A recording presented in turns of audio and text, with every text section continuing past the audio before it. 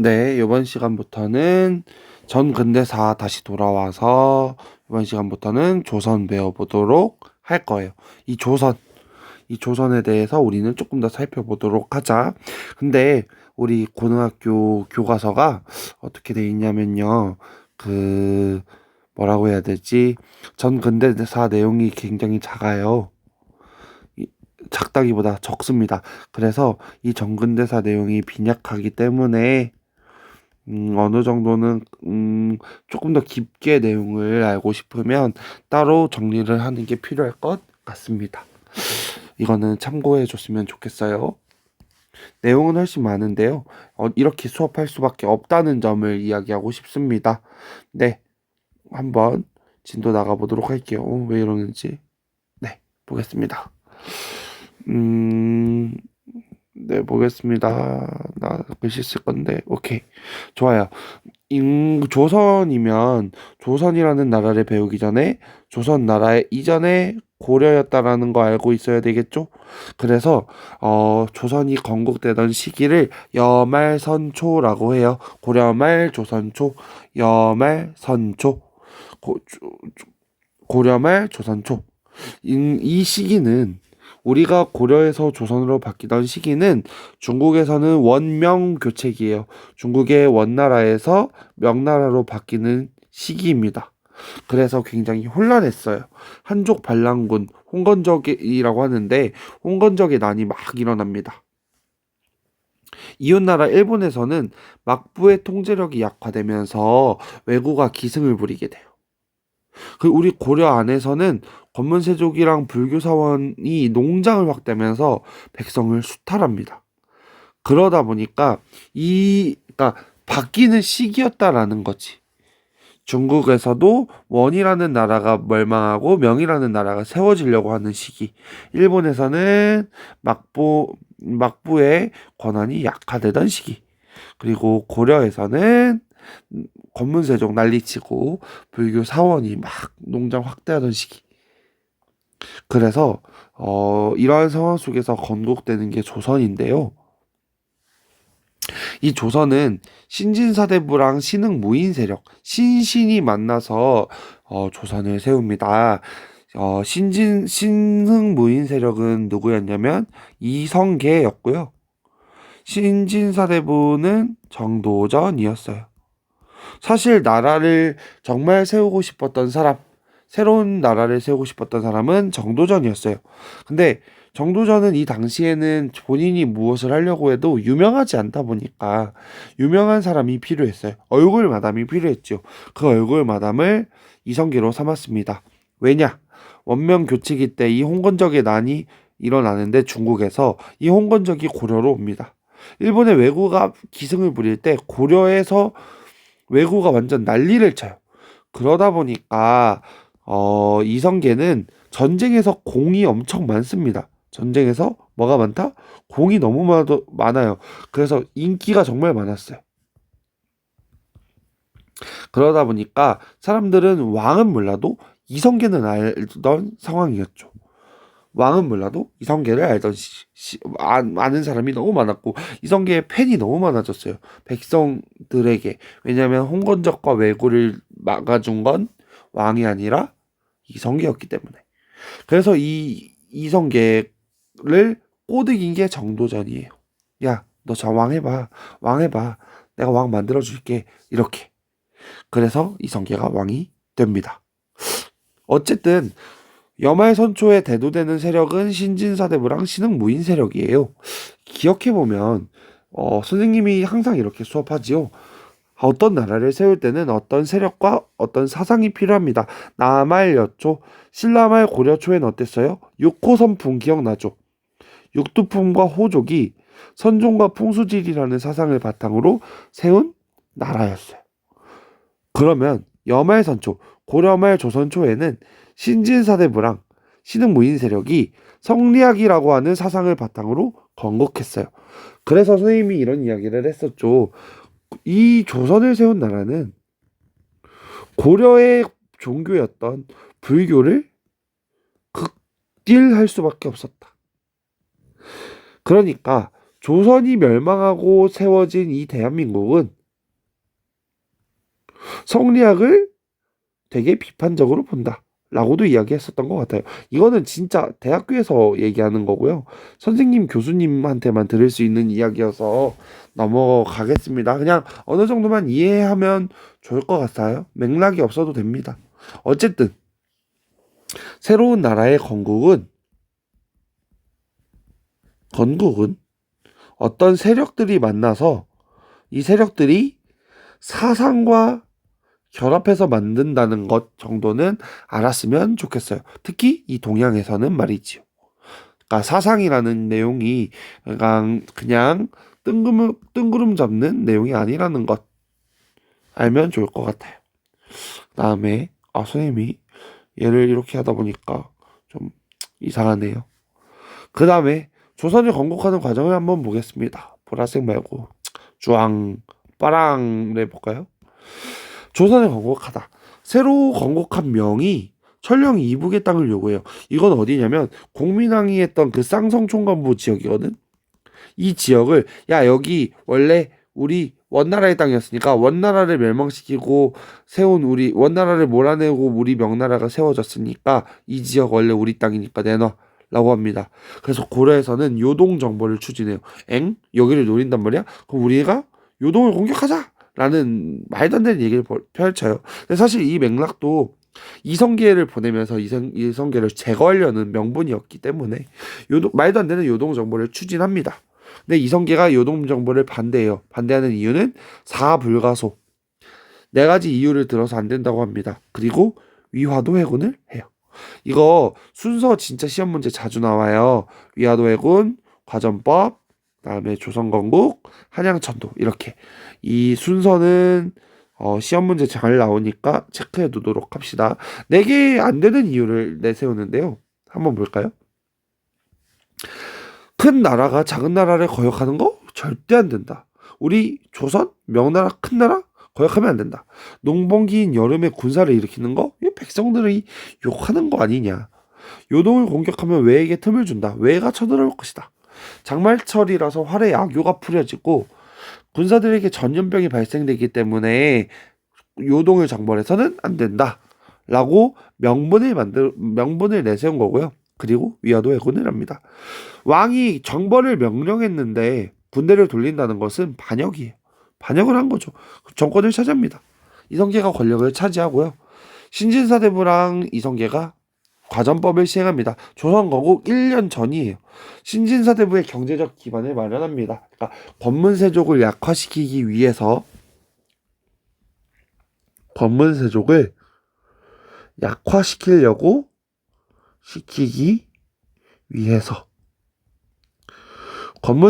약화시키기 위해서 과전법을 실시했답니다. 그리고 신진사대부가 분열해요. 온건개혁파, 고려를 유지하자고 하는 정몽주랑 급진개혁파, 아니다 새로운 나라를 세워야 한다 정도전 조준과 분열하게 되는데요. 역시 역사는 그 자체가 스포잖아요.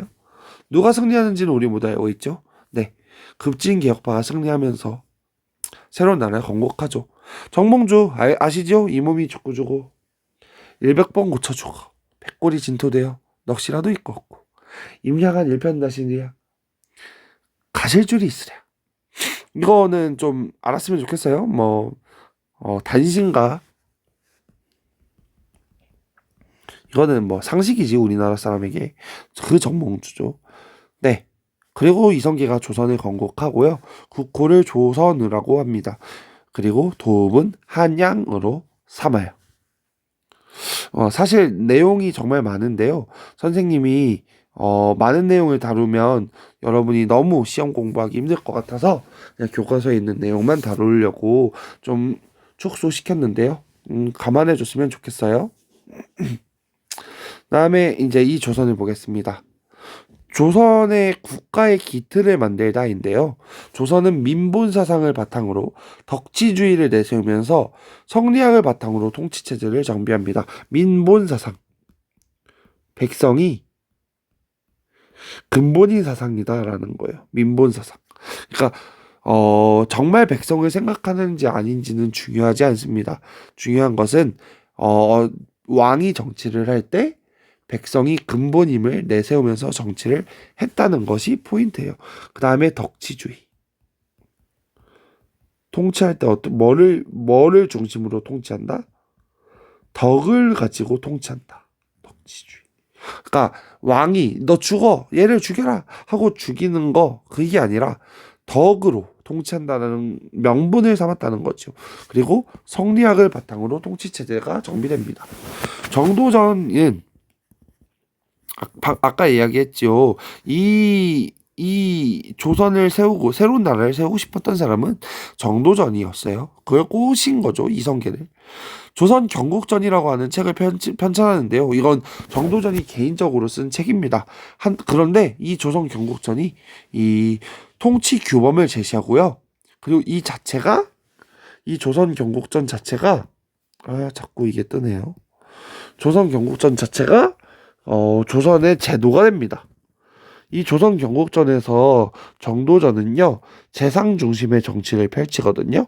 재상 중심의 정치. 이거 뭐냐면, 왕이 멍청하면 어떡해요? 왕이 훌륭하면 나라가 잘 돌아가요. 근데 왕이 멍청하면 이 나라가 맛이 가요. 그러면 정도전은 어떤 생각을 했냐면 고려의 역사를 살펴보니까 고려 왕들이 잘 나갔을 때 잘했을 때는 고려 너무 좋았다는 거야. 근데 이 고려가 망한 이유는 왕이 멍청했을 때 이 왕을 이용하는 신하들 때문에 이 왕을 이용하려는 신하들 때문에 왕이 이 멍청한 신하들을 이렇게 꾸리게 되면 그냥 나라가 막 뒤흔들리는 걸 본 거야. 그래서 정도전이 생각한 새로운 나라는 재상 중심의 나라였던 거야. 그래서 어떤 나라였냐면 왕이 멍청해도 똑똑한 신하들이 있으면 나라가 잘 굴러간다는 거지. 그러니까 왕이 해야 될 일은 똑똑한 신하를 임명하는 게 중요하다라는 이야기를 하기도 합니다. 그런데 이런 이야기를 하면 사실 맞는 말이거든요. 근데 누구는 싫어할까? 왕은 싫어하겠지. 강력한 왕권을 가지고 싶었던 사람은 싫어하겠지. 그는 누구였냐? 정말 아버지를 왕으로 앉힌 사람. 아버지가 왕이 될 때 거슬리는 사람을 제거한, 정몽주를 제거한 사람. 이 이방원은 이게 너무 마음에 안 드는 거지. 이 정도전이 이방원의 스승이었습니다. 근데 이방원이 스승을 죽이고, 그리고 재상 중심의 나라가 아니라 왕 위주의 나라로 바꿔버립니다. 그 사건을 왕자의 난이라고 해요.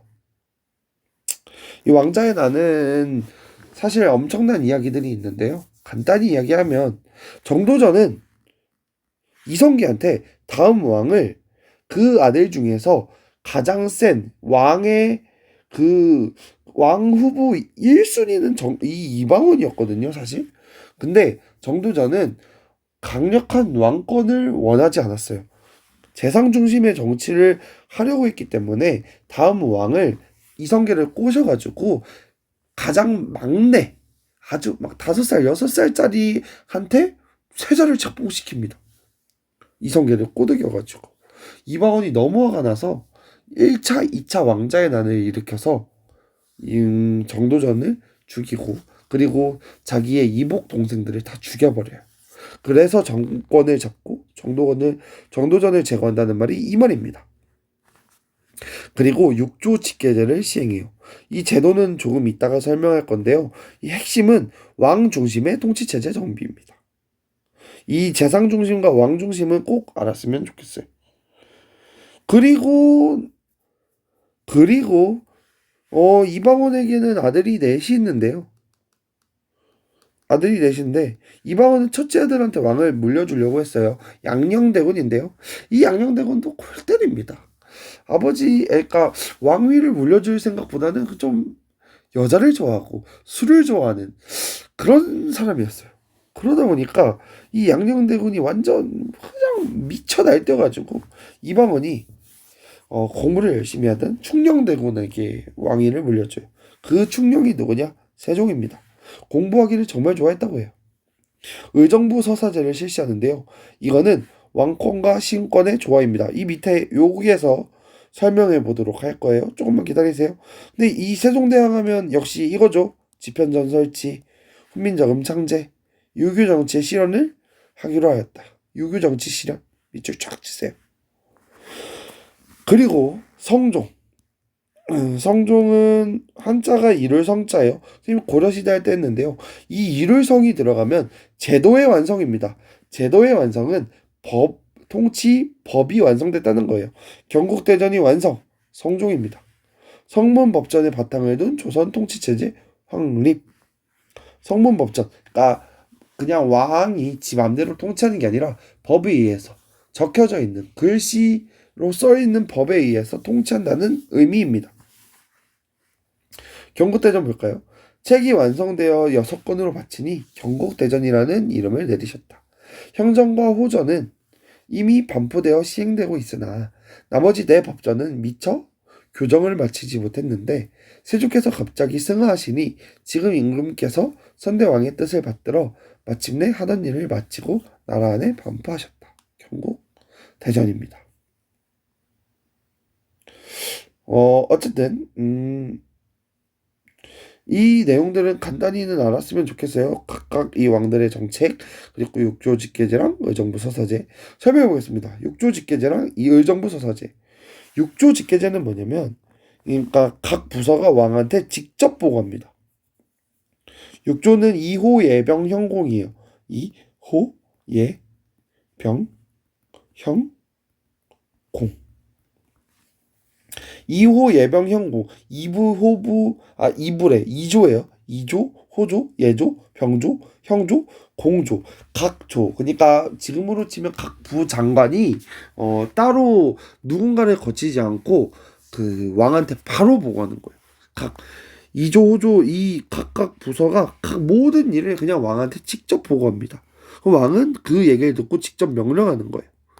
의정부 서사제는 뭐냐면 얘네들이 의정부에 보고해요. 그럼 의정부에서 여러 가지 중에 본인들이 중요한 거를 왕한테 건의해요. 그럼 왕이 의정부로 내보내면 의정부가 각 조에 명령을 내립니다. 그러면 이 둘을 비교해 볼게요. 봐봐요. 각 조가 왕한테 직접 보고하는 거랑 각 조가 의정부한테 보고하고 의정부 그 영의정, 좌의정, 우의정이 그걸 자기들 입맛에 맞게 선택해서 왕한테 보고하는 거랑 뭐가 더 왕의 권력이 셀까요? 왕권이 센 거는 육조직계제겠죠. 왜냐면 모든 내용을 왕이 듣고 왕이 직접 전달하니까, 명령하니까. 의정부 서사제는 왕이 필터된 내용을 듣기 때문에, 필터된 내용을 전달하기 때문에 왕의 힘이 비교적으로 상대적으로 약할 수밖에 없어요. 그러니까 왕권을 강조하고 싶은 왕들은 육조 직계제를 시행했고요. 신하들을 믿는 왕들은 의정부 서사제를 실시합니다. 정도전이 꿈꾸었던 조선은 의정부 서사제의 나라였겠죠. 하지만 이방원, 강력한 왕권을 원했던 왕들에게는 육조 직계제를 시행합니다. 그러니까 이방원은 당연히 육조 직계제를 시행했고, 잠깐만요. 이거 약간 틀어졌네요. 선생님이 PDF로 딱 했어야 됐는데 잘못했습니다. 마음에 안 드네요. 어쩔 수 없지만 옮기고 싶은데 난리 났습니다. 난리 났습니다. 복구가 안 되네요. 그냥 넘어가겠습니다. 어쨌든 그러니까 세종이 의정부 서사제, 태종이 육조직계제, 세종이 의정부 서사제를 시행한 거는 꼭 헷갈리지 말고 알아두었으면 좋겠어요. 그 다음에 세 번째 어디 갔어? 잠깐 일시 정지할게요.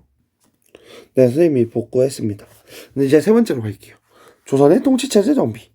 통치체제는 조금 내용이 많지만 알았으면 좋겠어요. 조선은 중앙집권체제를 지향하면서도 권력의 독점을 막는 통치체제를 마련했는데요. 일단은 이거 꼭 알아야 되죠. 중앙과 지방으로 나누고 중앙은 합의제를 기본으로 하는 의정부랑 육조를 중심으로 운영합니다. 밑에 이 그림 보면서 설명할 거예요. 의정부랑 육조. 의정부는 외정부라고 써있네. 의정부는 영의정, 좌의정, 우의정 이 세 명이 모여서 운영하는 게 의정부예요. 그러니까 삼정승이라고 하잖아요. 영의정이 짱, 좌의정, 우의정. 영의정, 좌의정, 우의정이 모여서 회의하는 기구가 의정부였다. 이 의정부랑 의정부 밑에 육조가 있었다. 이호, 예병, 형공. 그리고 왕권을 견제하는 기구를 두었는데요. 그것을 삼사라고 합니다. 사관원, 사원부, 홍문관. 그래서 정사를 비판하고 감찰해요. 그러니까 왕의 말을 비판하도록 하는 제도가 있었어요. 삼사. 사관원, 사원부, 홍문관. 왕권을 견제하는 기구지요. 왕권 견제라고 쓰세요. 그다음에 과거와 천거, 음서 등 다양한 방법으로 관리를 선발합니다. 과거는 시험이고요. 천거는 추천입니다. 얘가 잘한다더라. 얘 그냥 시험 보지 말고 합격시켜라. 고려시대에 있었던 음서. 부모님이 고위 관리면 나도 고위 관리. 이런 제도가 있었는데요. 음서의 비중이 고려시대보다 훨씬 축소됩니다. 그걸 보면은 조선이 조금 더 능력주의의 사회였구나 라고 이해하면 더 좋을 것 같아요. 다양한 방법으로 관리를 선발하고요. 문과를 가장 중요시합니다. 그리고 무과도 정기적으로 실시해요.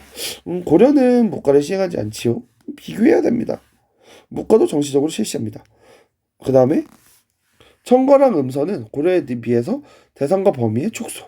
그러니까 이거는 이 얘기하고 싶어서 그런 거예요. 능력주의의 사회다. 고려시대는 부모가 빽이 있었다면 자기도 관리가 되기 쉬웠지만 조선은 비교적 그러지 않다라는 거지요. 그 다음에 여기 봅시다. 조선은 의정부와 육조 체제예요. 의정부는 영의정, 좌의정, 우의정이 참여하는 게 의정부. 육조는 2호 예병 형공. 국가의 중요한 행정을 나누어서 담당했고요. 그다음에 왕권을 견제하는 기구예요. 사원부, 사관원, 홍문관. 3사라고 부릅니다. 옆에 쓰세요. 왕권, 견제. 이렇게. 그리고 승정원이랑 의검부는 왕권을 강화시켜주는 기구였어요. 그리고 지방은 전국을 8도로 나눕니다. 8도 비빔면 지금은 8도 아니지요. 조선이 8도로 나눈 거예요. 그 밑에 부목군현을 두었고요. 도에는 관찰사를 파견합니다. 모든 군현에 지방관을 파견해요. 이거는 헷갈리지 말아요. 고려는 안찰사를 파견합니다. 조선은 관찰사를 파견해요. 그 삼인국, 송민국, 정철, 강원도 관찰사로 가는 거예요. 여러분이 삼인국, 송민국 아직 모를 수도 있지만 관찰사로 간다는 거. 모든 군현의 지방관을 파견합니다. 보면 고려는 모든 군현에 지방관 파견하지 않았어요. 지방관을 파견하면 복습해볼까요? 파견하면 주현, 파견하지 않으면 속현이었지. 그리고 향보고소가 있었지. 조선은 향보고소 더 없어요. 모든 군현 지방관 파견해요. 그러니까 모두 주현이 됩니다. 수령의 권한이 강화되고요. 수령은 지방의 행정, 사법, 군사를 담당해요. 행정, 사법, 군사. 그리고 향리는 수령을 보좌하는 역할로 격화됩니다. 지방 사족들은 향촌 자치 조직인 유향소를 운영합니다. 그러니까 조선은 시스템적으로 서로 비판하고 비판하는 구조예요. 그러니까 수령이 있고 이 수령을 견제하는 이 유향소가 있고 이 요양소는 수령을 보좌하기도 하고 백성을 교화하고 향리를 감찰하는 역할도 합니다. 오늘 많은 내용을 했는데요. 선생님이 수업하는 정도, 교과서에서 다루는 내용 정도, 이 정도만 다루어도 충분할 것 같아요. 혹시 이제 내용의 맥락이 궁금하거나 더 궁금한 점이 있으면 선생님한테 와서 질문하면 선생님이 풍부한 이야기 많이 남겨주도록 하겠습니다. 오늘 수업 선생님이 이렇게 이거 뜨고 이상했는데 잘 들어줘서 감사해요. 이렇게 들어줘서 감사합니다. 오늘 수업 여기까지 할게요. 네.